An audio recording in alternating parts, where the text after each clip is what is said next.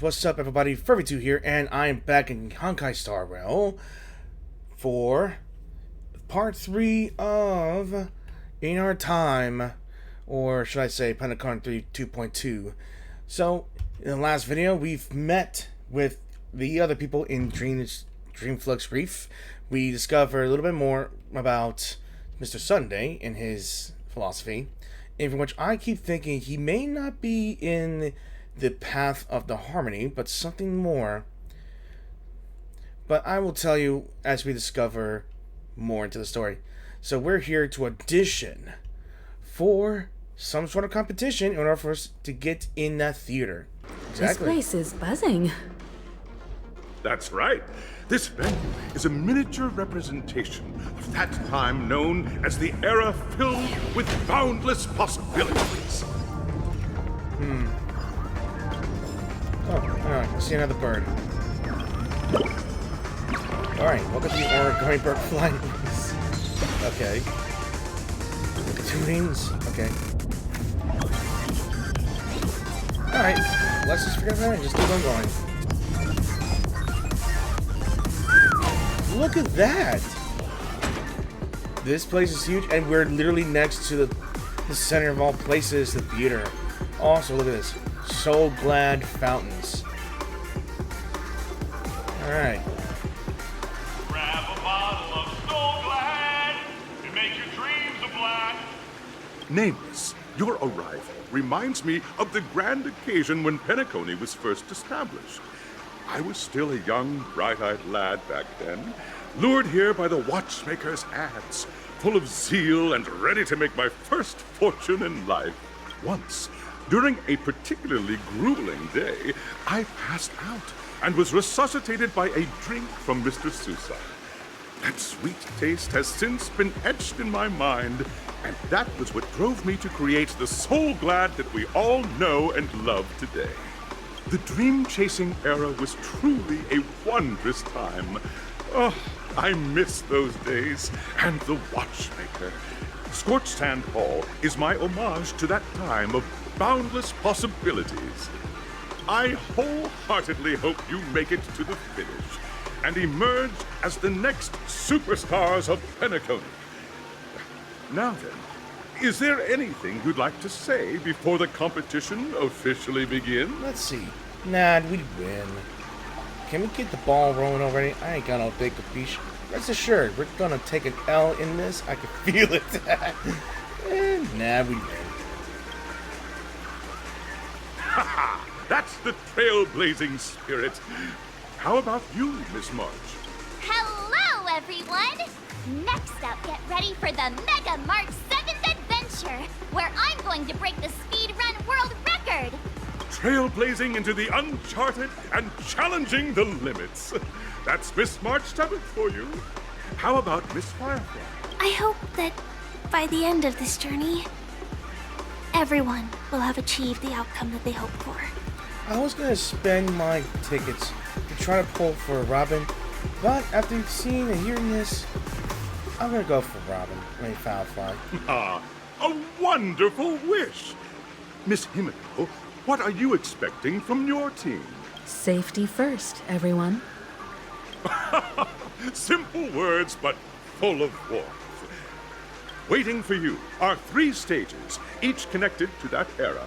The first 2 stages offer 2 distinct paths to choose from, with unique challenges on each route. And in the last stage, you will face off against a champion who has defended the title to this very day. A beloved contender whose noble virtues are unrivaled. Those are the rules. Simple. Everyone clear? Now, I hereby announce that the 33rd Scorched Sand Festival of the 20th season, sponsored by Soul Glad Enterprises, has started. Everyone, as the Charmony Festival is drawing closer, we must reach the end as quickly as possible. Factoring in efficiency and safety, splitting up into 2 groups is the best choice. March and I haven't known Miss Firefly for too long and aren't overly familiar with her. It'd probably be better if the 2 of you paired up. Hell yes. Fine by me. Let's do it. Dumping me already? Damn you, March. Alright. I don't have a problem with that. Me neither. Well, enough chat, y'all. Let's do this. Say what now? I get to pair up with Firefly and there's no catch? It'll be a shoe-in with me around. All up.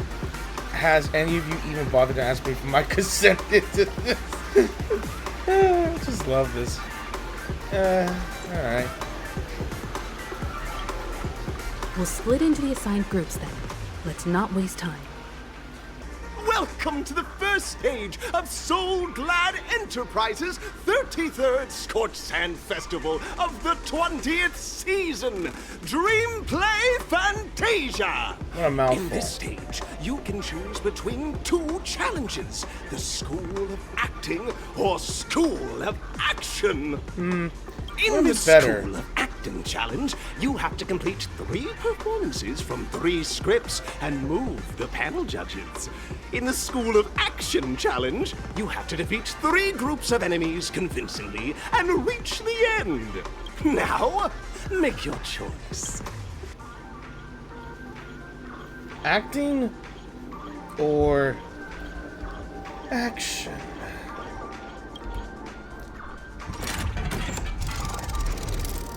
Oh. Oh god, it's a big pinball. Woo-hoo-hoo.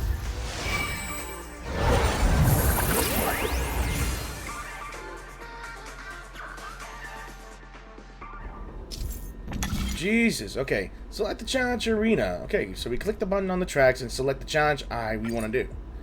So, let's see. What is it? What is this? Alright, so I know for some fact that we could go to the action challenge to do some fights and all, but I think people have said, or at least a friend of mine would say, that you should choose acting because you get lots of choices that are interesting just for fun. Let's go over the acting. I want to go with this one. The stage of dreams for those who dare to dream. Welcome to the School of Acting stage. It's a little late. Step onto the stage and move the judges with your heartfelt performance. The next cosmic star of Penacony could be you. I know. Competitors, allow me to introduce the rules of this challenge to you.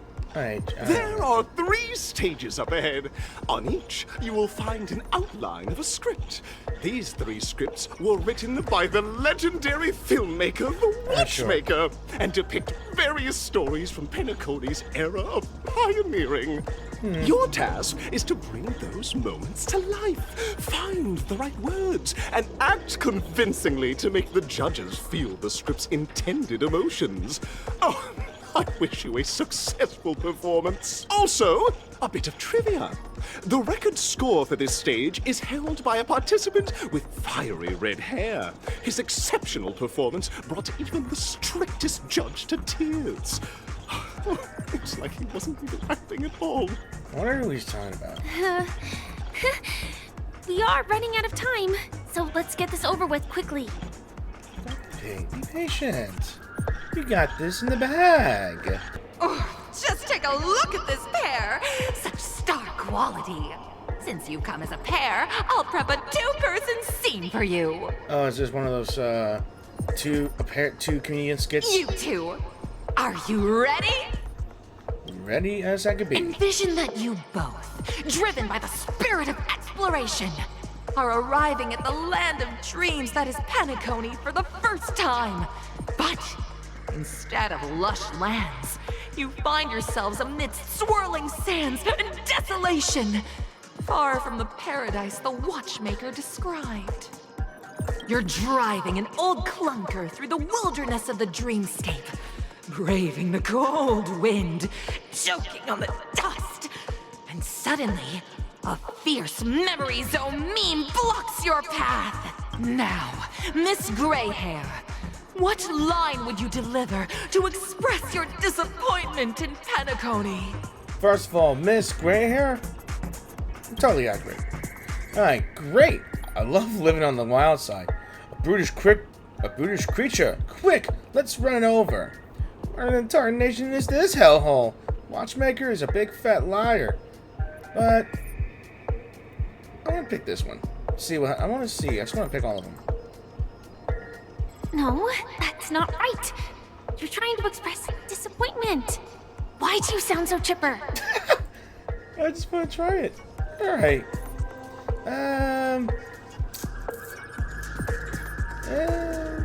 What happens if I choose this one? Brutish creature. Let's run it over. Do you usually express disappointment this way? No, but I just want to try it. Very good. Now, though you're disappointed, your screen partner is conversely very enthusiastic. Now, young lady, you will say... This is great! I love living on the wild side! I love you. Very good, very intense. And then we cut to the story's next scene. You find a job mending the rails, but the days are long and your endurance can't keep up, and you finally collapse in the endless expanse of desert. Suddenly, sweet rain falls from the sky, wetting your lips and rousing your spirits. Now, Miss Greyhair, what line will best express your surprise at this moment? Let's see. Wowee, Penacony. My Penacony. You truly abound with possibilities. Perhaps we were never meant to succeed. Let me die of thirst instead. Can I try it? That's not right! That line doesn't sound very... Surprised? You know, I just want to see her reactions for every choice I make. I don't think it matters if I choose this, right? If I choose wrong... I'll just pick this one just to test it. But at this moment, your partner yet gazes into the sky, both her eyes closed. The raindrops fall, blurring her vision, and she tragically says... Perhaps we were never meant to succeed. Right? Yeah. Also, if you have this on Japanese voice lines only, it's a bit better than the English version, but can't say no. Fantastic! Both of you have an incredibly solid foundation in dialogue delivery. However, lines aren't everything in a performance. Please continue this story on the second stage. Up next, you'll be challenged with a body language test. Oh boy. I hope these tests won't take too long. I think she would rather be more excited when the action, but I just chose this for the reactions.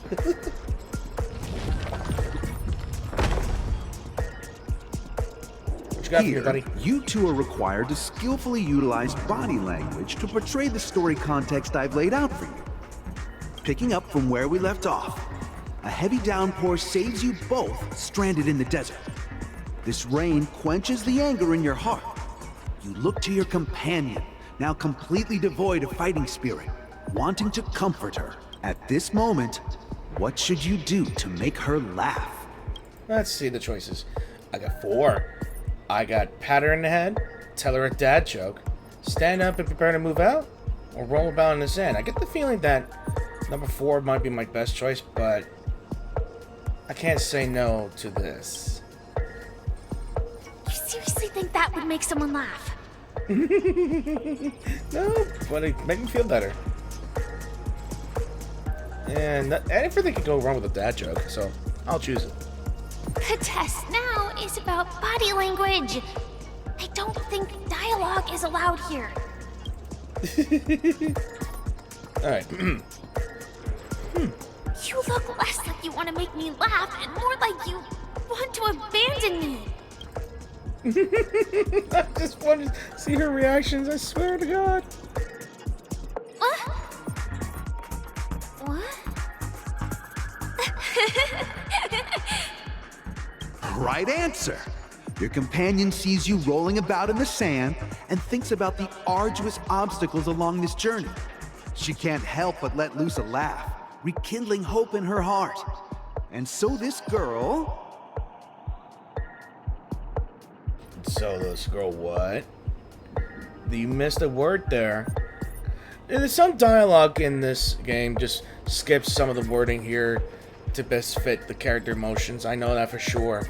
Also, I don't think it matters if I choose all of them or not, because if I choose one answer, it's just gonna go on. I'm gonna get back on my feet and keep moving forward. A tug at the heartstrings! The story continues to develop. The heavy rain leads you both to sense a business opportunity, so you start venturing into the umbrella industry. Why an umbrella? Just as the business begins to pick up, competitors start flooding the market with low-priced goods, squeezing your market share. Again, why an umbrella? You have no choice. The goods you stockpiled at high prices have to be sold at a loss. This is a pretty self-destructive move, which drives your business to the brink of bankruptcy. At this moment, what would you, who refuses to admit defeat, decide to do? Let's see.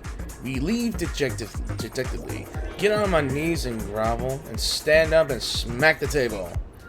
I'm gonna get on my knees and grovel. You drop to your knees with a resounding thud and start to repeatedly bash your head hard against the floor. Note, kowtowing, if that's how you say it, enthusiastically to your business rival. The key to a peaceful life lies in these 5 powerful words. Show me mercy, pretty please. Get up! No one wins a trade war by kowtowing! Kowtowing. Let's just leave dejectedly. You turn around, leaving absolutely, muttering under your breath. The hero's crest started with a bang. For this dream I've toiled and sang. If the dream repays me with a pang, then I, the woman, will join the annihilation gang. I'm giving up! Come back here! I love these reactions. I knew I should have. I didn't regret these choices. You slam at the table and rise up. They don't think you'll back down? Impossible. Dream chasers can be knocked down, but never knocked down. Fantastic! But it's a pity your friend does not agree. Seeing that you're up to your eyeballs in debt, she sees nothing but despair in her future. And then... I leave Penacony in utter disappointment! Is that okay? Yes. Of course! Absolutely! I was this close to tears! Both of you possess exceptional acting talent! However, the true test is yet to come. You're about to encounter the harshest judge this show has ever seen. You'll need to rely on perfect performances if you want to win them over. Oh god, no.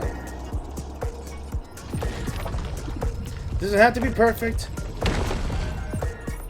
It cannot be this bad, right? Welcome to the final stage. Actually, all the scenarios that you previously encountered were all from the film Once Upon a Time in Dreams. Oh my god. Two companions arrive on Penacony with nothing but a dream. Their desire for achievement is met with continuous setbacks. Ultimately, one continues on, despite spiraling into debt, while the other concedes defeat and leaves. Many years later, their paths cross once more in the thriving Penacony. Yet, they refuse to acknowledge each other because... I became a big shot, but she ended up destitute. Let's see, I'm leading a normal life, but she ended up a destitute. Or was it I fell into poverty while she's leading a normal life? I think it's the middle one. I think because even though I refuse to I refuse to give up. There wasn't a possibility with business going down. I fell into bankruptcy, but I refused to give up on my business. It's gotta be this one. Against the backdrop of a revitalized Penacony, the joy of reunion mixes with the sorrow of past separation, the awkwardness of being strangers, and the shyness of a long-awaited encounter, all converging at this very moment. Give it a shot. Try and convey this bittersweet scene to me. Bring it to life with precise and emotive acting.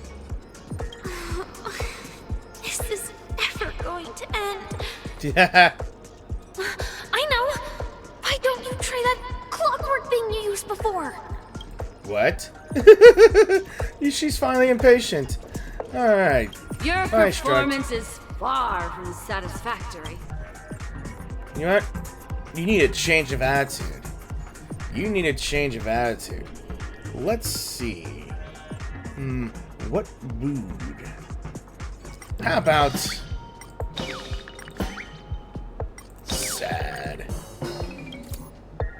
God! Huh? We haven't even done anything! It's so touching. Your portrayal outdoes the original. It's simply Cheating. beautiful. Hey. We have passed the test. We ought to hurry up. Stelleron is at stake. I know, but I just couldn't pass up your reactions. I am sorry. Wait, what is this? Yay! Congrats to both of you for clearing the stage, but more importantly, are you having fun? Fun is more important than success. Look at the time! You finished much faster than that red-haired contestant did. That red-haired contestant. Who is that exactly? Red-haired? You'll find out eventually, but only if you clear the next test first. Welcome to the second stage of the 33rd Scorched Sand Festival in the 20th season, sponsored by Soul Glad Enterprises. Gunfire time! You have the option to choose Gunfire and undergo Brother Hanu's trial, or Time, where you'll face Clocky's trial. Really? Now, make your choice!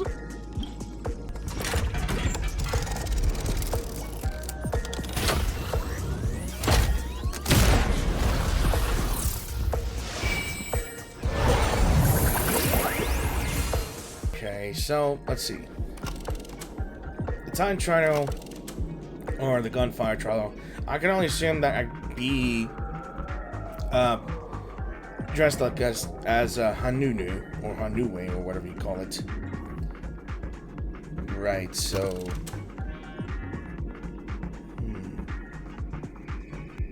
I'm gonna choose this one this time. Let's go with time trial.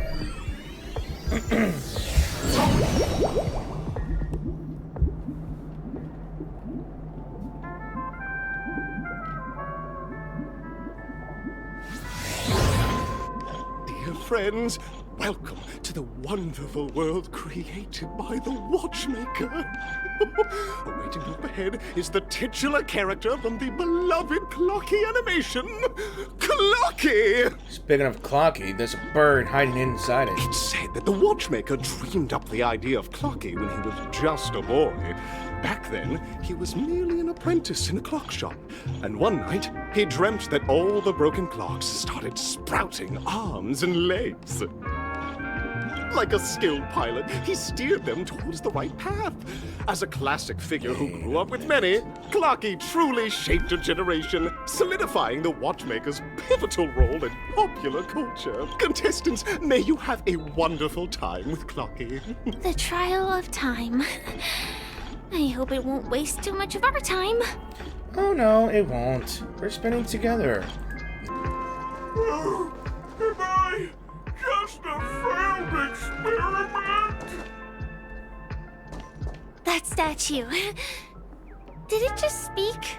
I'm afraid so. Am I That's not fair. I'm just an expendable failure of a clock, aren't I? Hello, I'd like to play Dreamscape Ticker. So this stage is requiring us to cure this thing with a whole therapy session now? Don't be naive, buddy. Failure isn't a sickness. It's a sin. And sins can't be cured. You guys are just like the other challengers. You want to enter my inner self? Then I don't want to. please be my guest. But you won't find anything worthwhile. I'm just a failed piece. No. No, you're not. See? I'm just empty inside. Yeah. I know these challengers pretty well with these big clickers, and I don't see any mirror things. Tick-tock! It's time for me to make an appearance! Oh, heck yeah. How come you're here too? The plot thickens. Help! Clocky? I can also see him. She can? Is this character part of the show? No. In Dreamville, Clocky is everywhere and can do anything! Like, right now, I could solve this problem with your big ticker pal, Tick-tock! Oh, I dropped my I phone. can't believe it's actually Clocky! Why would you come and visit a failure of a clock like me for no reason? You see, we're all clocks. We're family. I want to help you be happy! Tell your pal Clocky what's troubling you. I came across a startling revelation yesterday. Apparently, Dreamscape Ticker isn't the same as Clocky at all. It's just a discarded prototype from Clocky's early development. Please, just leave me be, Clocky. I just don't know how to face you because I'm just a failure. Nah, a prototype is like a big brother to Clocky now, so you're his big brother. Oh dear. Seeing it like this is utterly heart-wrenching. But fear not. We're here to help it rediscover the missing parts of its inner self and guide it out of despair. Okay, so we gotta find pieces. I guess even troop members can experience existential crises. Don't worry, miss. I've already pinpointed its missing parts. Thanks, Clocky. Alright, so, oh, look at me. There's a part right there. This must be one of the missing parts that Big Ticker needs. That's great! We're here! There's a missing part on the opposite side. But how do we get over there? I've already thought of it before you even said it. Dreams I left here by a Dreamweaver. We're running out of time. We'll have to use it if necessary. I know we're running out of time. I chose this.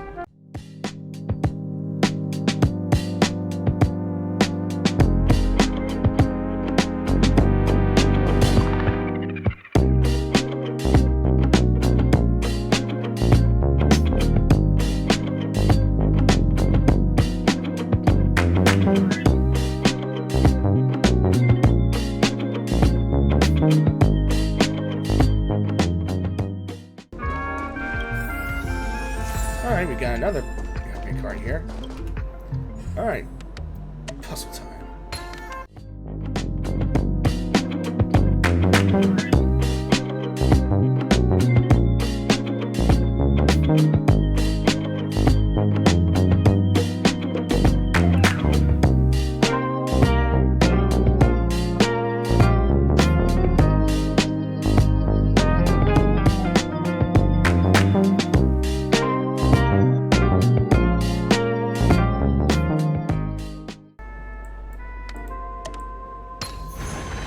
There we go.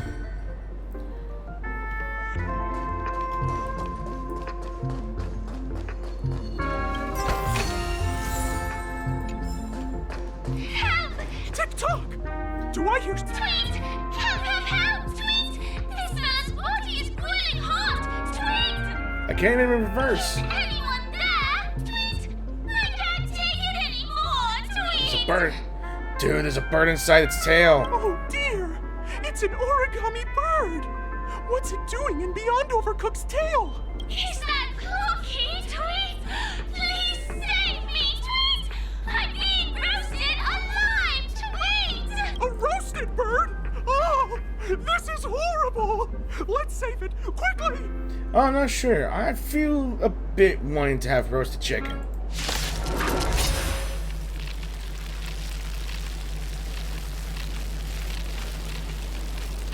What can I do? What is that? It's a gumball machine. Still waters of oblivion. I weep for the departed. It too shall fall. Alright, the music is going banging. Okay. Cool, cool. Another blood debt repaid. Yank that stupid bird out of its tail. Thank you, guys, Tweet! I feel I'm about 70% cooked, Tweet! Thank goodness you're okay! But why did you burrow yourself into that fella's tail? Matching colors. Because that fella stole one of Mr. Big Ticker's pots, Tweet! I wanted to help retrieve it, but I accidentally got myself stuck in the oven, Tweet! Go ahead and get it, but be careful, it's hot, Tweet! Give me a wing. An inner self fragment belonging to the Sweet Dreams troupe? This is just too surreal. We're back! As long as you have these, you'll be able to find closure. Tick-tock! Alright, we got all the This parts. sudden surge of joy! It's working! Tick-tock! Next, we just need to enter its emoscape, help connect its pathways, and we're done! Oh, I know this, how it works. It's gonna be absolute hell. Alright. So, just gotta do this. We gotta make a path right here and there. Okay.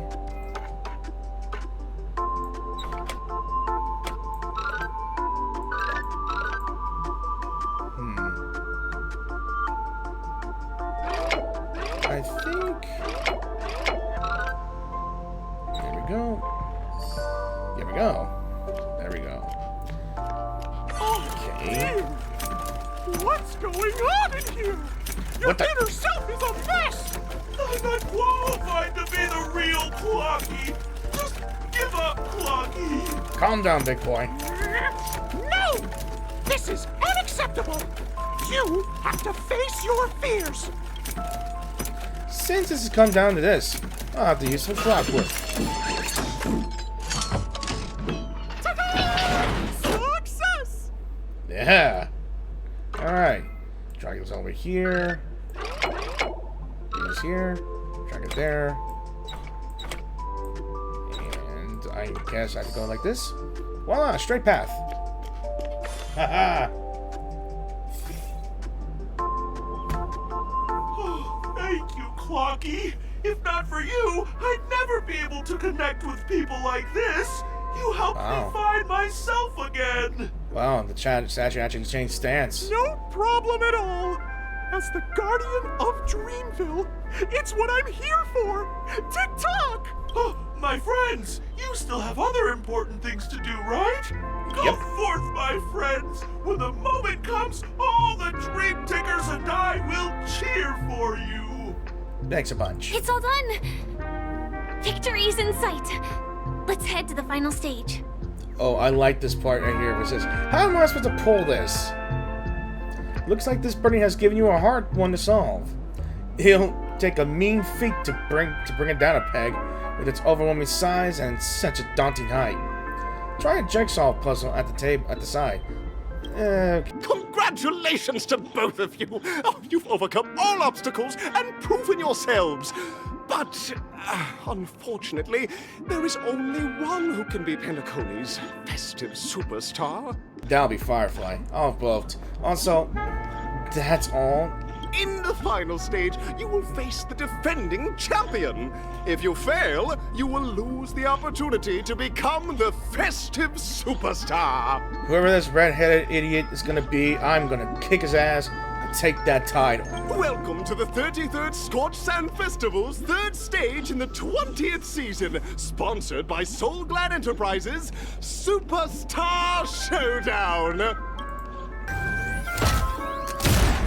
I wonder who this red hair individual is.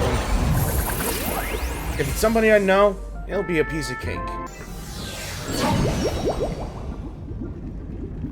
I don't think I've manners. Alright, so whoever this superstar defending champion is, they made notes. Is that who I think it is? From the music, I can already tell who it is. And it's somebody who gave me a damn hard time with a Trailblazer mission or a mission earlier of his character introduction. I could see the armor. Yep, the violin tells it. I fucking knew it was him. No way. I think I just saw someone. Someone extraordinary. She knows too. Slow walking. It's Argenti! You've got to be fucking kidding me. Please wait, my beautiful ladies. I can't believe there's no voice dialogue in this one. Really? Are you a Knight of Beauty? There's the voice dialogue. So the red-haired contestant was you all along.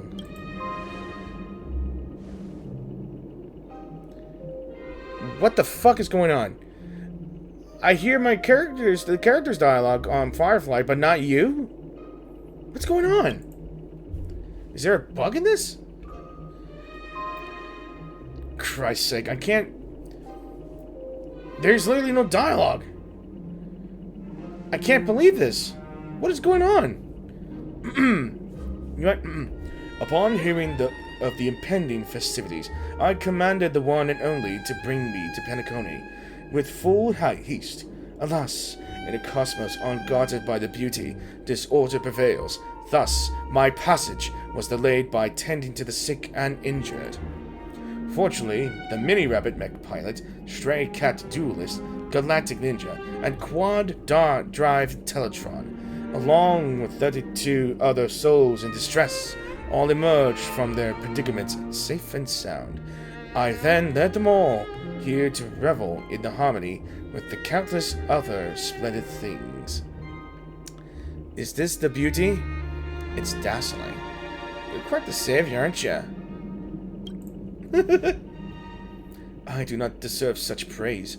Unfortunately, that dashing IPC ambassador, whose radiance matches that of a beautiful peacock, remains in a woeful state. How I wish he too could partake in this splendid occasion. What the hell is going on? No Argenti dialogue. It would have been better. I voiced him better. Although, I think this is a construct, dream construct. And if he's talking about our venturing, what the hell? Okay, let's get back to business. Since fate has brought us together, it stands to reason that you both seek the accolade of the audition's victor, correct? Though upon arrival, I was once mistaken for a towering, silver-armored fugitive with fiery red flames. Due to my lack of eloquence, it matters not, for all these trials stem from a land of dreams beauty. What matter is that I now stand before you. Our paths have crossed. I, Argenti of the Knights of Beauty, am humbly requesting for a battle in the name of the Code of Chivalry with you both. If I am fortunate enough to emerge victorious, kindly grant me passage to the crown of victory and recognize that Drilla, the beauty, is the most peerless beauty of them all. It's time to change the plans. Try that again! That's where it is. Still waters of Absolute change of plans. It too shall fall.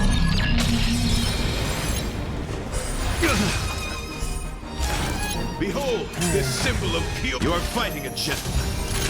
This is getting more ridiculous every time I try to. Put forth all your might. Try that again. Phew! You can't run.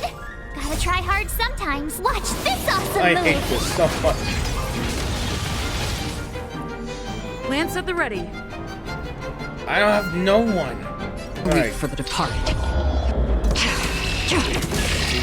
It too shall fall.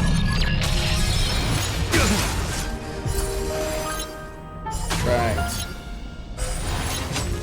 Told you I could fight. Alright. Confess. How familiar. Put forth all your might. Damn it. Lance at the ready.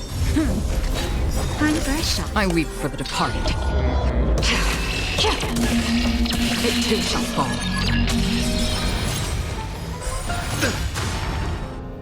Yes. Ablaze. Argenti has proven to be the biggest pain in the ass. I'll tell you this. Argenti has become the biggest pain in the ass. Still waters of oblivion. Told you I But could fight.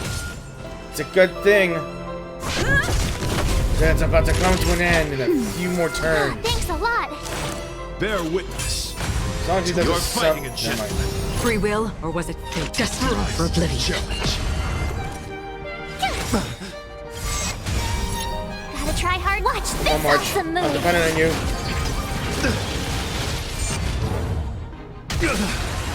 Yes! That's enough. Never mind. Please, let it end. Just let it end. The dialogue's messed up. I know that for sure. Beautiful. Beautiful. Truly a captivating contest. It is through you that I realize, to uphold the honor of a driller, I must further hone my skills.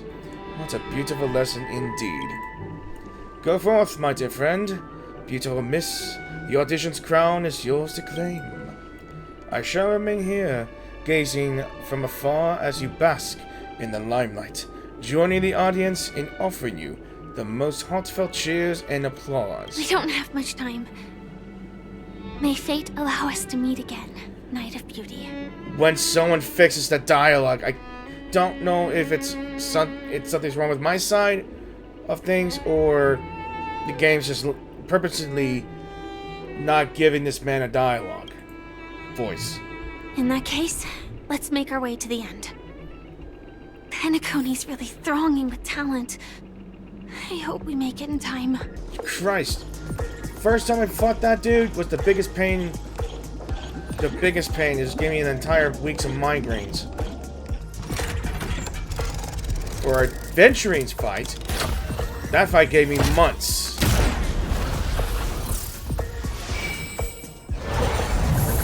Alright, either way, I'm done. Look at me. I'm the top bottle of soda.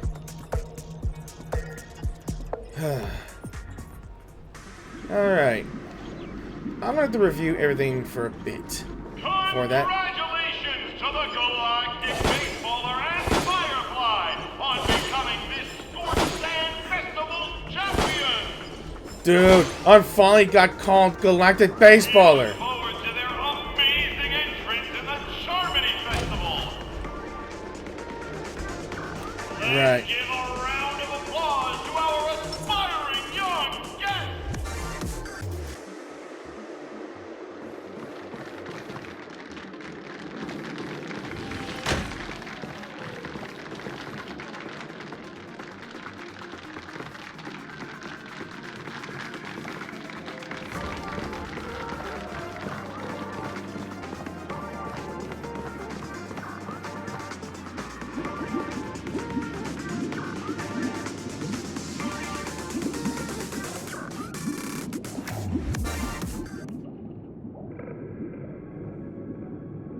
Congratulations to the both of you. Who is this? On becoming the festive superstars of this year's Charmony Festival. Before entering the Grand Theater, I, on behalf of the organizers, extend my sincere congratulations to you. wishing you joy under their radiance. Mr. Sunday. All I get are sincere congratulations. Where are my states? Where are my stars, Jace? My stellars, Jace. I really want to choose this dialogue so badly, but what are you doing here? Fuck it. Where are my stellar jades, indeed? Your endeavors are worthy of extra recognition, and I've taken steps to ensure that. However, this reward is not a material one. Damn you. But rather the opportunity for an open and honest communication between us. I'm sure. As previously promised, my sister, Mr. Yang, and I have met with the Dreammaster. We delved into the truth about Penacony and its Stelleron, and have come to a consensus. Both I and the Oak family cannot acquiesce to your request. I knew I couldn't trust you. Just as expected. We acknowledge the perspective of you, Nameless. Penacony does require change, but not as you propose. The planet of festivities cannot and will not revert to a place characterized by chaos, disorder, or anarchy. Oh, let me guess. You wanted Penacony to be a place of order? Through your journey of overcoming obstacles, you must have glimpsed the essence of that era. The vulnerable ruthlessly eliminated, equality non-existent, common folk living precarious lives, eking out a dreary existence. Ultimately, only heroes like yourselves manage to achieve success. But I would dare ask, if you did not possess the special status of having a Stelleron, and you were but an anonymous and frail member among the masses, which Penacony would you prefer? A dystopia for the survival of the fittest? Or a sweet dream paradise for all? Is this my choice? There's nothing wrong with being the fittest. A sweet dream paradise doesn't sound too bad, but in truth, I don't know. Why are you asking me?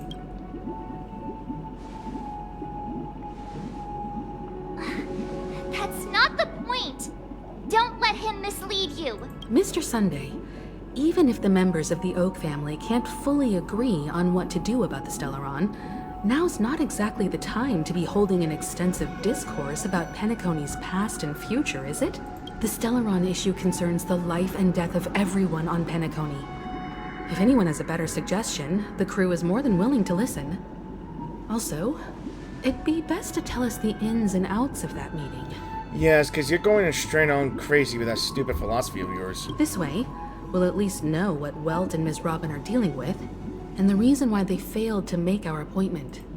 Ah, Navigator. That is precisely my intention. With all present, let's begin by discussing the details of that meeting. Let's talk about our tribulations and choices, our ideals and beliefs, and our final course of action. The only path to take. I really know what happened. You with mean that. to say that for the longest time, there have been scoundrels who would use this Charmony Festival that I have bequeathed to the masses as a tool to realize their ambition? Indeed, Dreammaster. Once the Charmony Festival begins, the Stelleron's powers, along with the song, will be broadcast across the entire planet of Penacony. And then everyone in their dreams will be unable to awaken. This is indeed surprising to me. The dreamscape is maintained by the collective effort of the 5 families.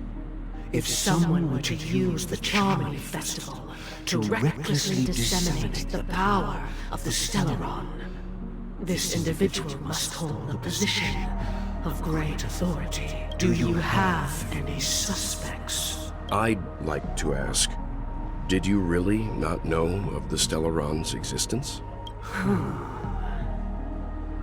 I would have never thought that this Nameless would point the spear at me.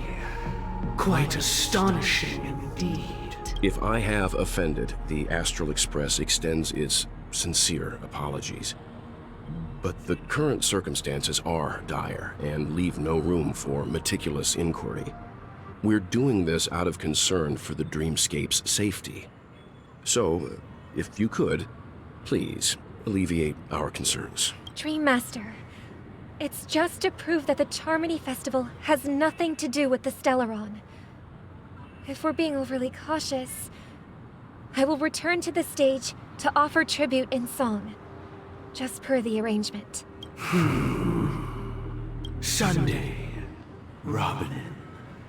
I've watched you two grow up, and know your dispositions like the back of my hand. Both of you, right now, can surely be lauded as their most devout advocates.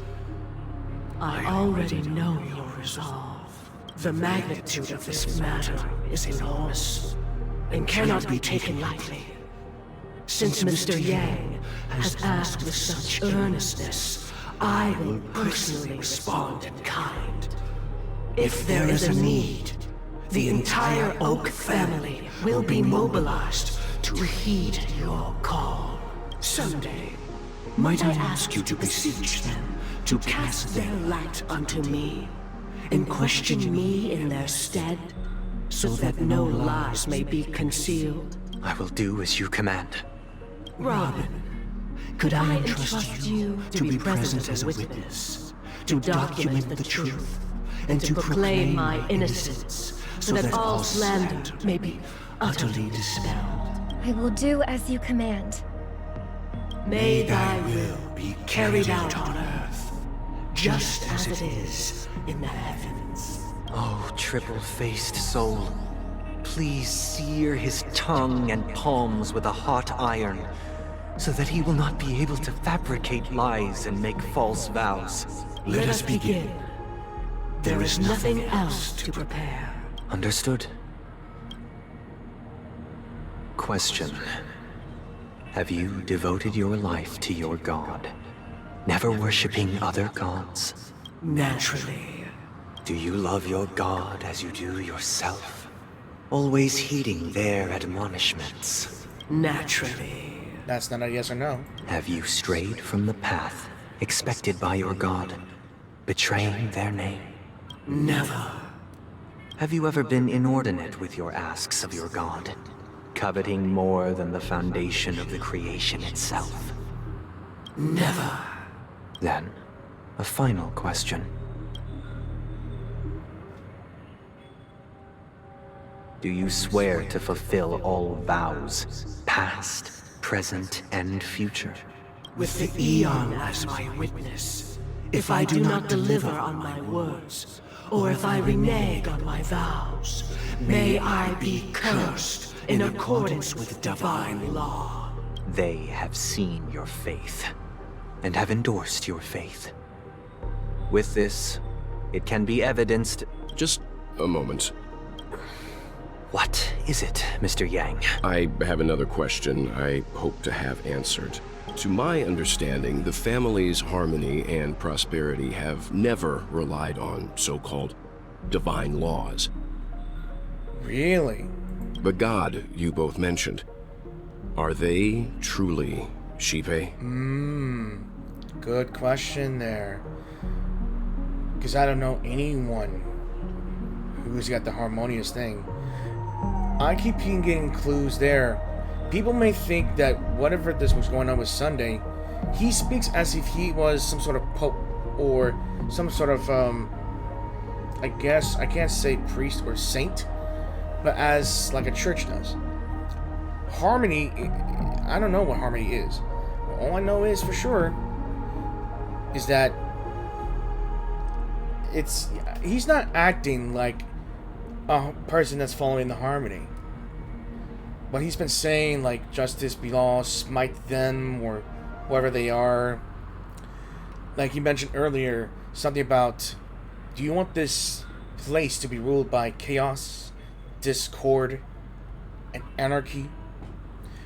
Harmony is all about I don't know, melding together. Mr. Yang should know that those belonging to the family toil together as if they were kin, embracing solidarity and unity under their light. All duplicity is laid bare before the harmony. Such a delicate and complex symphony. Which other god could perfectly harmonize this, if not for the Great One? Shipe. Perfectly harmonize. Therein lies the problem. It isn't an outsider lurking in the shadows who changed the harmony, but a dissonance that has surreptitiously emerged from within this very symphony itself. In the distant past, there existed an Eon. With one flick of the wrist, they crafted the laws of the cosmos. Their followers formed the Beyond the Sky Choir, spreading solemn and reverent hymns throughout the universe. Later, they fell. The route traversed by this Eon clashed with the harmony, ultimately being absorbed and fused into it.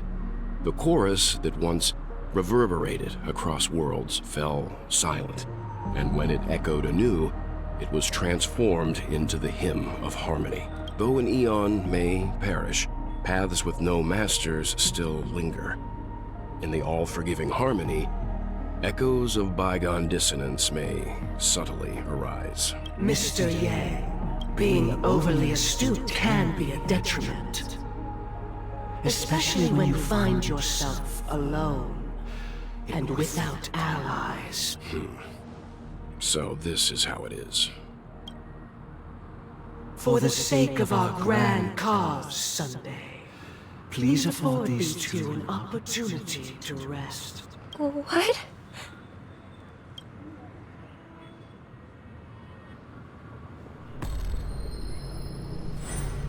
What the fuck?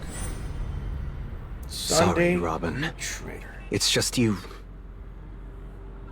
I did not wish for you to know this.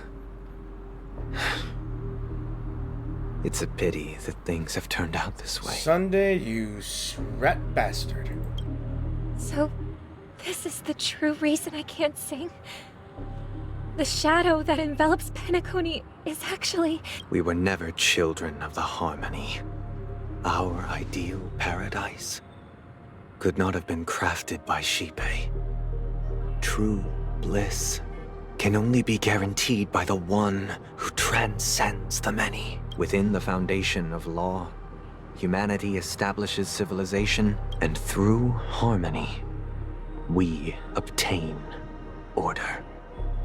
I knew it. He didn't sound like a harmonious guy right there. For those who don't know about the Aeon lore, he's talking about the Aeon of Order, known as Enna. And from its characteristics, this Aeon has lots of eyes, piercings, and wings. So, the Holovian people were naturally followers of Enna, of the Order. Unbelievable. To think that there would be remnants of the Order on Penacony. Yep. What have you done with Mr. Yang and Miss Robin? He brain melted them. Don't worry. I just gave them some time alone to ponder their fates. You should know that these actions make you an enemy of the Astral Express. Time to get your ass kicked, Bird Chicken Wing. Should we need to stand against the Nameless, it would only be myself and the Oak family involved. But we haven't reached that point yet, have we? Too late for that, Chicken Wing Boy. Your efforts for the justice of Penacony are evident to everyone, and have been widely observed. You want to talk terms with us? Stop being around the bush and get to the point. Patience is a virtue. Not for me. However, I won't hold it against you. On the contrary, I'm here to make my intentions clear. Oh, we already know your intentions, fool. If it is the Order that drove you to imprison Welt and Robin, and you're using them to coerce our compliance, then there'll be no point in entertaining any type of discussion. You're mistaken, Miss Himiko. They are in very safe hands, and just as the family has always proclaimed, No one can be harmed in the dreamscape, least of all in the beautiful new world belonging to the Order. Penacony and the entire universe have witnessed far too much innocent bloodshed. The strong wield their blades against the weak, and the victors push the vanquished to the brink of life. Natural selection. The world abides by this principle, establishing the well-being of humanity atop the corpses of the downtrodden. Only we, or rather, I, possess the power to put an end to this farce. So you've decided to resurrect a dead Eon? No one's ever done such a thing. Maybe, but if you're trying to attempt such a thing in a dream world, it could be possible, but it ain't gonna be the same one. If Miss Himiko is interested, let's draw back the veil and speak candidly. I've always firmly believed that people can understand one another through peaceful means. I'm sure you're anything but peaceful. I'm willing to divulge the unembellished truth as to the intentions of the Order's Pathstriders, so that you will make better judgment for the Astral Express, for Penacony, and for this stretch of the universe. Words can hardly do justice to the beauty of that ideal. Yeah, let me interrupt you for that, Chicken Whip Boy. Now, I'm just going to tell you, before I was interrupting myself with that, just to bring back my point of why he was in the Order, belonging to the Order, his outfit. Now, most of the characteristics in the Aeon of Order, Enna, eyes, wings, and piercings. He's got wings, he's got a piercing on his wings, and, most of all, look at the center of the shirt. That's an eyeball. And you remember the raven, the bow, the bird that the Dreammaster was using as a catalyst to send his communication? That bird had an eye on its chest, too. The eye, golden eye, is like a symbol for those belonging to the Order. What do you call it? So, come with me, everyone. Let us retrace our steps and see once again where this road leads. Huh? Where'd he go? Welcome. This isn't any location in Penacony's dreamscape. It's my inner world.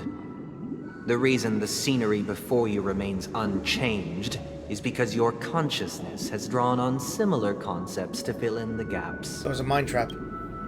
So you've imprisoned us. Did you do the same to Welt? It's a tuning process. Stronger in effect and more draining on the mind. The gray-haired guest has experienced it before, so she should understand what it entails.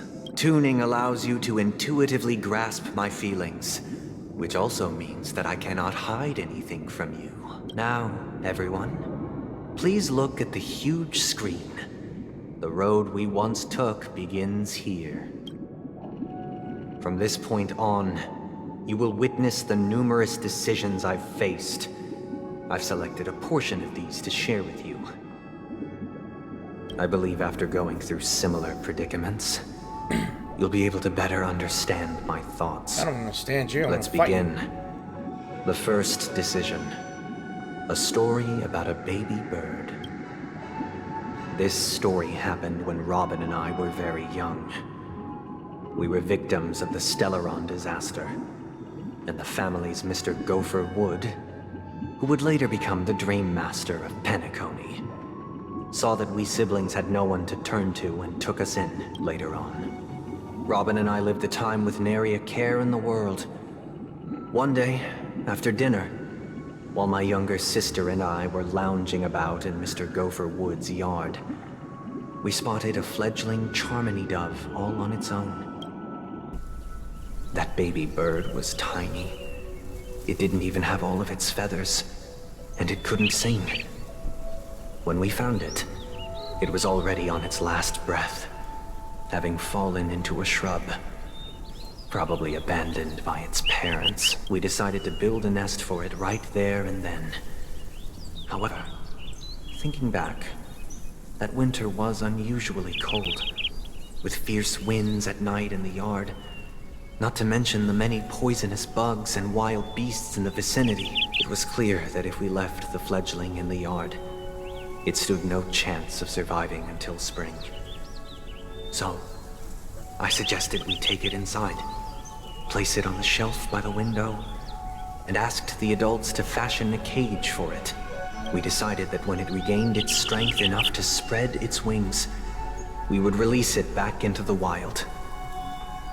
The tragic part, something that we'd never considered, was that this bird's fate had already been determined long before this moment. Its destiny was determined by our momentary whim. Now, I pass the power of choice to you all. Faced with this situation, what choice would you make? You've got to be kidding me. Stick to the original plan and build a nest with soft net where the Charmony dove fell. Or build a cage for it and feed it, giving it the utmost care from within the warmth of a home. I eagerly await your answer. Let's see. Let's see. I want to talk with the others first. It's optional, but don't know. That guy just casually throws this kind of question at us? Yep. What exactly is his deal? But fine. I'll answer, I guess. If it were me, I guess I'd choose to build a cage for the little Charmony dove. After all, leaving it there, it's bound to get hurt by wild animals or something. And that'd just be too sad. It looks like he really has no intention of imprisoning us. If it's just a quiz, I suppose it's fine to humor him. Back to the question. I would personally choose to build the little Charmony dove a cage. No special reason. I do think that a fledgling should have the right to fly into the sky. But if it can't even live to that point, then there's nothing to talk about to begin with. I can't decipher his intentions right now. Even if I was gonna release it back into the sky, it'd have to be strong enough to fly first. If I left it where I found it, I fear it'd never get the chance to fly ever again. They all suggest putting in a cage. They all suggest a cage. Honestly, it's what he wants us to choose. Honestly, you would nurture this little thing in a cage. I don't think the choices affect the main story. Or build a cage for it and feed it, giving it the utmost care. I guess we better make this decision here. I'm happy to see that you made a choice similar to ours. If your mind is made up, let me reveal the outcome of this choice. We passionately nursed it back to health, preparing only the best food for it every day. We even preened its feathers. Later, on the day that Robin left Penacony, we opened the cage door and let it fly back into the sky. I watched it for a long while by the window, probably about 3 or so days. In those 3 long days, the little Charmony dove tried again and again to spread its wings to fly into the sky, but fell to the ground, only to keep trying. Finally, on the 137th attempt, it succeeded. But its attempt did not go perfectly. After flying unsteadily for a while, it fell to the ground. Unable to grasp the direction of the air currents, the fall shattered its wings. It writhed helplessly in my embrace. But it was all for naught, finally succumbing to a painful demise. And in that instant, our tender care, our given love and hopes, they all became the inevitable push that sent it to its death. I deeply regret the choices we made. Next, let us head to the second decision. This time, it's the story of a dream chaser. This story happened when I was appointed as Bronze Melodia, a position exclusive to the Oak family, charged with listening to the problems and vexations of Dreamscape residents, and providing them with the relevant guidance It was during that period that I had the opportunity to hear voices from all corners of the dreamscape. Joy, sorrow, arrogance, regret. The complex tapestry of human nature that formed the world. And I was fortunate to catch a glimpse of it. He was a dream chaser and an illegal stowaway. Just like the rest of them, he came to Penacony in search of a better life. Except that, to most people, the price he paid, I suppose you could say it was everything. Yes, his home, his land, his 2 children too. What an ass. He told me, I sold everything I could at home. The house, the land, even his 2 children. He said he could not afford to raise them, and that at least they could eat if they lived as slaves. He had a plan in place. He would buy back his children once he had made his fortune, and enjoy Penacony's beautiful dream with them. Alas, his plan to smuggle himself was somewhat clumsy, and he was sniffed out by those pig-headed hounds. After hearing the Dream Chaser's story, I immediately appealed to the Bloodhound family to cease their pursuit. That way, at least he could live peacefully. But I was still too naive to the ways of the world. I did not anticipate that what I thought was a kind gesture would later lead to dire consequences. I'll tell you the outcome soon. For now, I'd like you all to make a choice. Will you do as I did, and try to convince the Bloodhound family to stop their pursuit, so that the Dream Chaser may live peacefully and realize his wishes? Or will you remain silent, leaving him to languish while the hounds are hot on his heels, until his inevitable judgment arrives? I look forward to everyone's decisions. Who knows? Perhaps they might even alter the outcome of this tragedy. I don't think there's a way to alter this, but I want to hear what they think. This question... Surely it has some connection to the baby bird story. And this connection is precisely the breakthrough Sunday aims to use to persuade us. I'd probably choose to ask the Bloodhounds to cease their pursuit. A Dream Chaser story. If I acted out of kindness, I would probably ask the Bloodhounds to stop their pursuit and lend him a hand. But what cruel repercussion would this choice result in?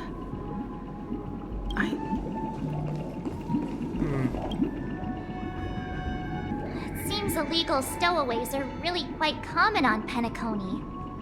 But that guy in the story, I don't think he deserves any sympathy at all. My thoughts exactly. He sold his kids to chase a dream. Even if he intended to go back for them, it's still insanely irresponsible. With that thought, there's only one choice. Let the Bloodhound send him back home. This person deserves to be punished. Let's see. To be honest, I don't think any choice affects the story at all. Like I said before, I think we have to pinpoint a connection. To be honest, I would choose this one because I want to hear more of his story. I'm honored to witness you arriving at the same decision. Out of respect, I'll share with you the dire consequences that my choice back then brought about. Because I think if we choose the choices that he made, he'll give us more details about the outcomes. First, the outcome. He attained major success. After avoiding capture, he ran a business for a few years, very quickly making a name for himself, elevating his status. He might not have become a tycoon like old Audie, but he was considered a character of excellent repute. Now then, did he realize the wish he set out to achieve? No. The last time I saw him was in the real world, where the hounds were going to permanently exile him, and I was the accompanying bronze melodia. The mission was simple. Listen to the criminal's repentance. He told me the reason he was in this predicament was because he conspired to usurp the head of the Alfalfa family. When I asked him about his 2 children, he instead responded with a question. What children? So he made that story up, huh? In the end, my heart aligned with the harmony, and the good deed I dared to undertake held no value, turning instead into a wrongdoing. It created a lamentable oppressor and countless oppressed individuals. As to your choice, I once again offer my heartfelt apologies. Next comes the third and final decision, and the story this time is my own. This story happened the day I was appointed the Oak family head. At that time, Mr. Gopherwood was the current Dreammaster, and as per his wish, we had a private conversation. What surprised me was that the Dreammaster had only come to deliver a letter to me. He let me read its contents, and it was a letter from my sister. Really? The letter contained the usual pleasantries, anecdotes from her travels. Nothing out of the ordinary. Just as I started wondering how this letter related to our discussion, the Dreammaster began to speak. Do you know who wrote this letter? My sister, of course. But why would you personally visit me to hand me a letter from my sister containing mere trivialities? To help you grasp the full scope of this issue. Do you know where Robin is at this moment? From what the letter indicates, she must be in Caspelina 8, correct? She's touring there right now. Correct. Has she mentioned anything about a stray bullet? A stray bullet? What? Wait. Was there an attempted assassination on Robin? A war has broken out on that planet. It is because of this very reason that Robin chose this destination. To spread the word of the harmony. And to save the lives of that planet. She personally made for the front lines. She hoped to ease the people's suffering with song.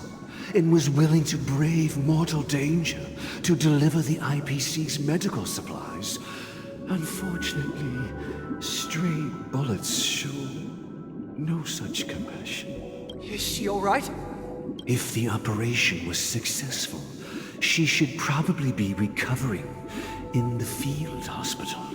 By the eon above, the bullet struck her neck directly, yet possibly as a reward for her consistent deeds of harmony. It didn't hit any vital arteries. Once you've attended to your outstanding tasks, it'd be advisable to write her back as soon as possible. Is he trying to get to him by using this information as leverage? I don't know. Those damned savages! I'll pack my bags right away. My gratitude for bringing this to my attention, Mr. Gopherwood. Now you understand why she always wears such elaborate neck ornaments, don't you? To hide the wound on the bullet? Of the stray bullet? Wow. How could this happen? Miss Robin. So is that why she mentions that she could never sing? It's all in the past, so please don't worry. I share this in the meager hope that you will understand the harmony's limitations and predicament. As grandiose as the strong defending the weak sounds, many times, it is nothing more than wishful thinking. Likewise, I've prepared one last question, one last choice. But rest assured, this choice will not have any grave consequences, because this is merely a figment of imagination, a nightmare that has haunted me through countless nights. If you ever had the opportunity to make a choice like I did, would you still support Robin's journey on the path of harmony? I mean, I mean, let's hear others' thoughts first, but for me, I'll still support Robin, no matter what. Miss Robin's courage is admirable. And here I was thinking she was just another superstar celebrity. But the fact that she is also Mr. Sunday's younger sister? No, I doubt he'd wish harm on his own flesh and blood, no matter how grand the ambition.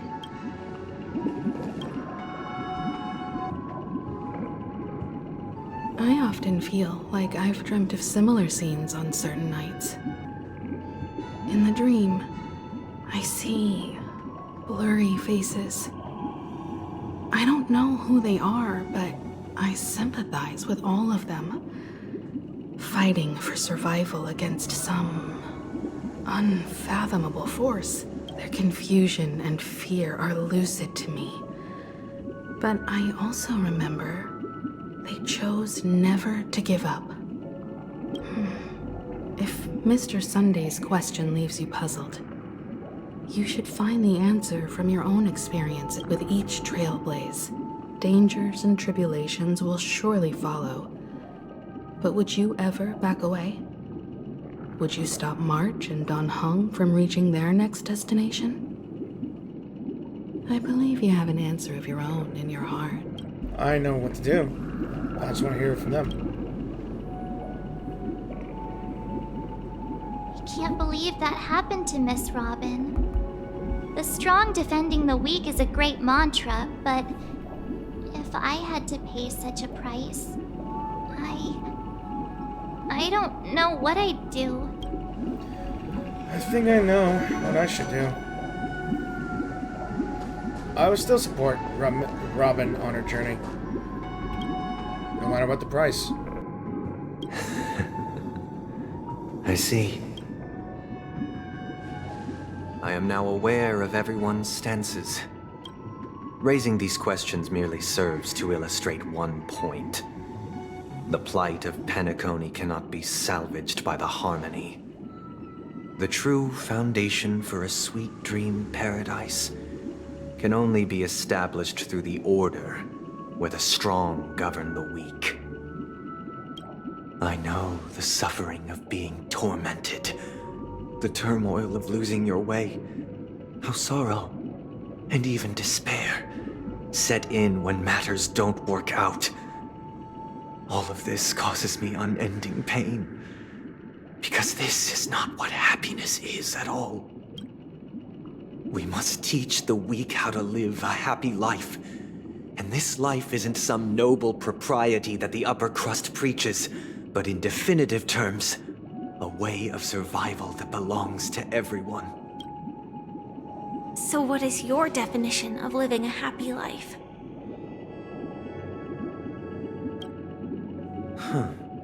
Good question. Human consciousness is fundamentally an illusion, a cage known as self-worth. People lured in by this illusion make mistakes, yet still ask that external influences bear the burden. When one mistake after the next permeates the masses, they become impossible to trace.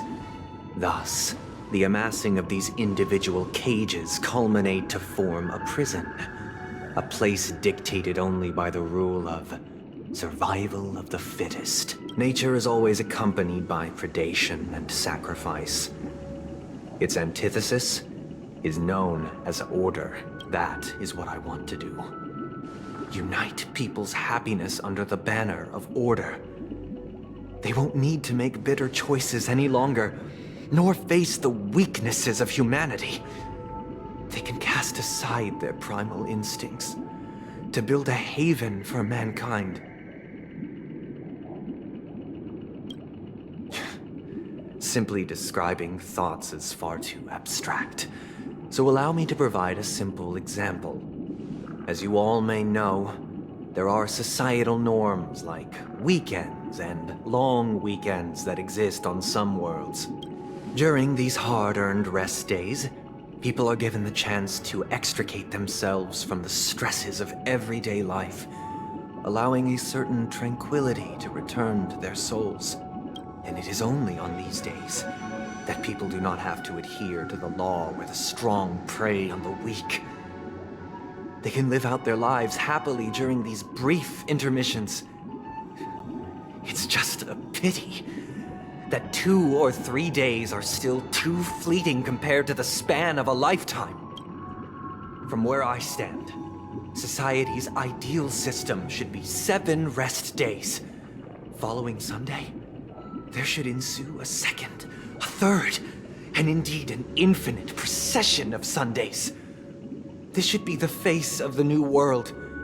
Idyllic, eternal, peaceful days. To be honest, 7 Sundays might sound fine and all, but the reality is I gotta work. I gotta make money in order for me to enjoy those weekends. So shut the hell up, Sunday. And thus, every person can return to their base selves in this utopia. Some gaze in reverence at the stars, pouring their whole beings into calculating the distance between us and the isolated world of Pagana.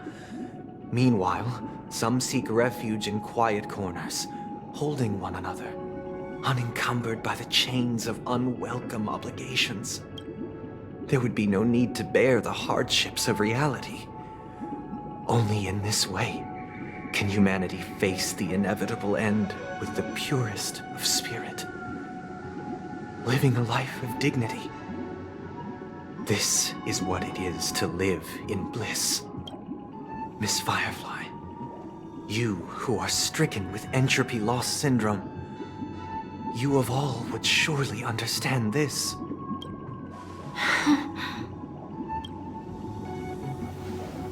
It sounds like a flawless theory. Too good to be true. But what is the price to attain all this? Tell him, Firefly. The cost is minute, merely a personal and eternal sacrifice. If this paradise is to be maintained for everyone, someone must remain trapped in solitary awakening until the end of the cosmos. Awakening. Which means that this so-called paradise is still a dream. Stepping into this paradise means forsaking reality, correct? It is not forsaking, but transcending. I don't like the word. Flesh, blood, sorrow, weakness. If the physical is the root of spiritual suffering, it is only logical that we defeat it. He's talking about making everyone in Penacony commit suicide so they could live in the dream world. What the fuck? But in this supposed bliss, people won't have defeated their demons. The chance to overcome their tribulations would be forever lost to them. In other words, it is an escape. The worst kind. That's another way of understanding it. But there is no shame in escape. On the contrary, the seeds of escape exist in everyone's hearts. Don't you agree, Miss Firefly? And as to why we sleep, it is because we are afraid to awaken from our dreams. But this is not in conflict with the grand plan. Only in acknowledging this can we truly understand the frailty of human nature, and from there, show compassion and protection.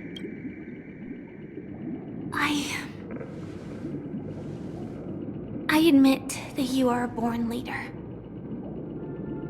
Your perspective on humanity brims with pessimism.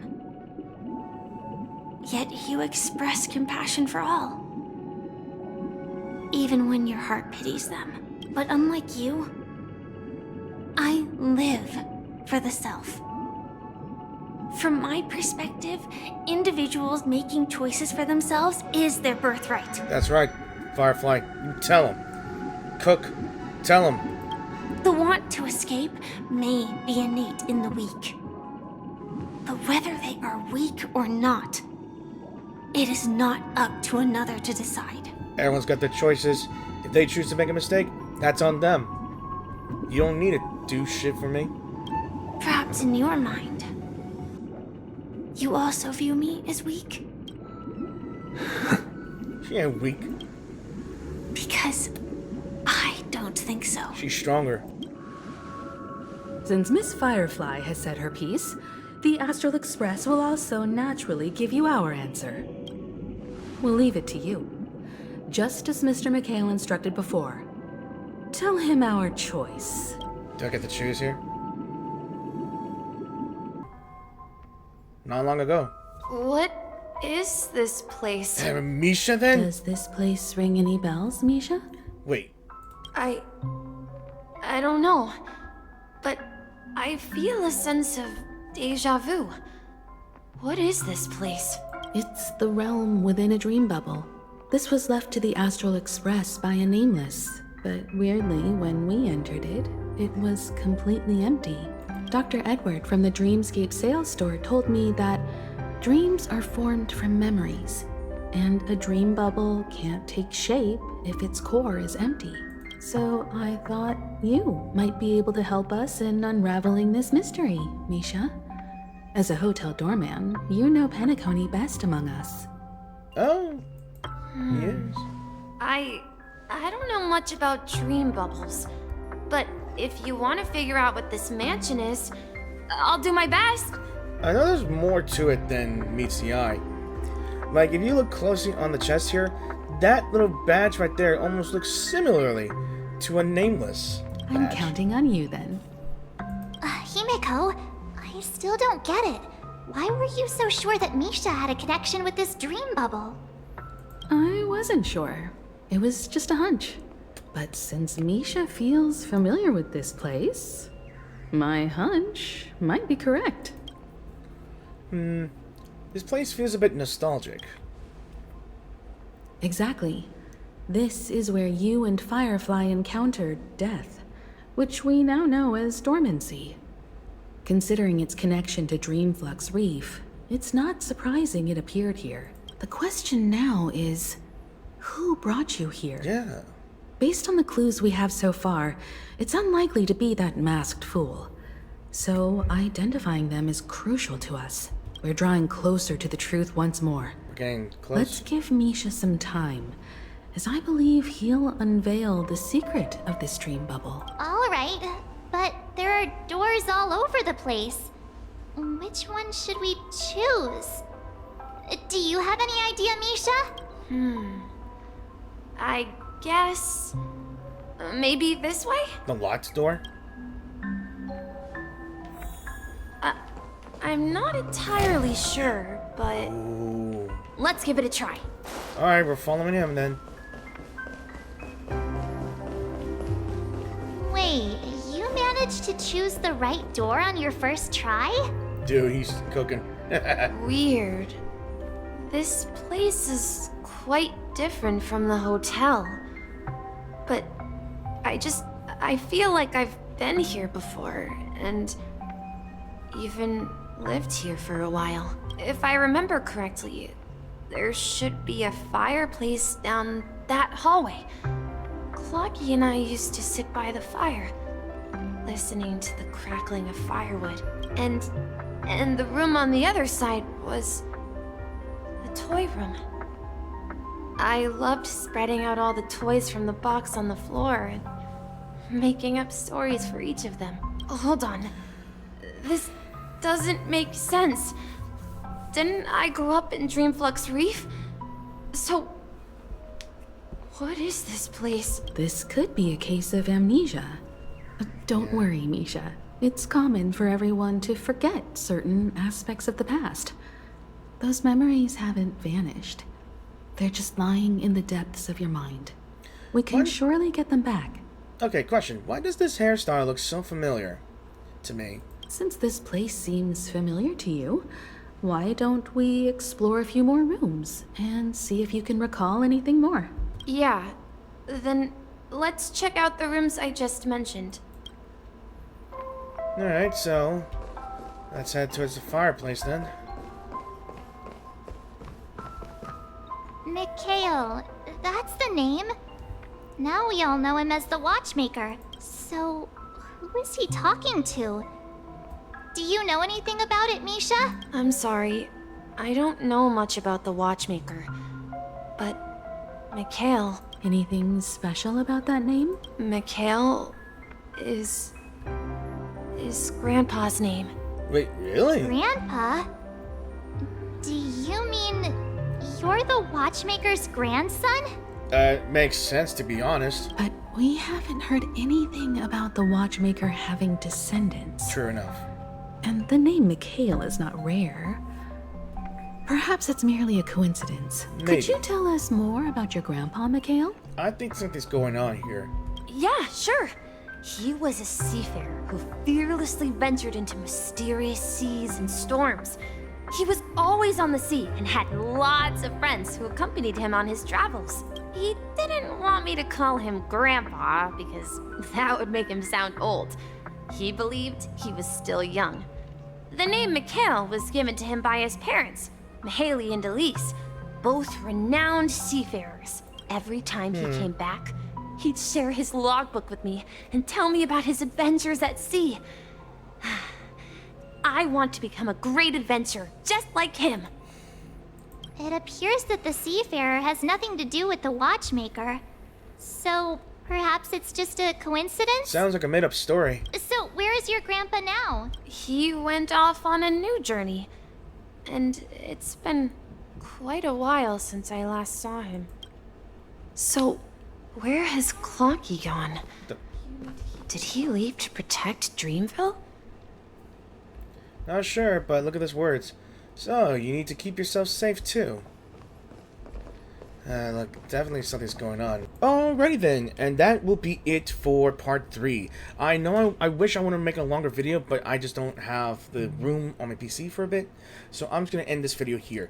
And that is it for part 3. So I just want to say thank you all for watching this video, and I hope you guys enjoyed this video. If you truly did enjoy this video, please give this video a like or dislike. And if anything strikes your fancy, I'm on any other video, like which lore of the video, you know, if you have anything particularly like. Should I have no sympathy for Sunday, just leave them in the comment section down below, because I don't like that fool. And should you feel sorry for Robin, she does everything she could. And if you want me to try to pull for her, now's the time to tell me in the comments. Other than that, I shall wait for Firefly. And as always, I am at the point, this feels like we're near the end. Near the end of it. Like we're about to find the truth about Mikhail or Misha. Is Misha even a real person? Because it's got to me what to think. There wasn't any sign that Mikhail, like for Himiko's comments, there is no mention that Mikhail had ever had descendants. And how come Misha came to be his grandson? I think we'll find out in the next video. Again, thanks for watching, and I hope to see you guys in the new video. If you wish to support my channel, just by clicking the subscribe button. If you're new to the channel, please do so by clicking the subscribe button. And those who are just returning from my old subscribers, I'm just glad you're dropping by to watch my video.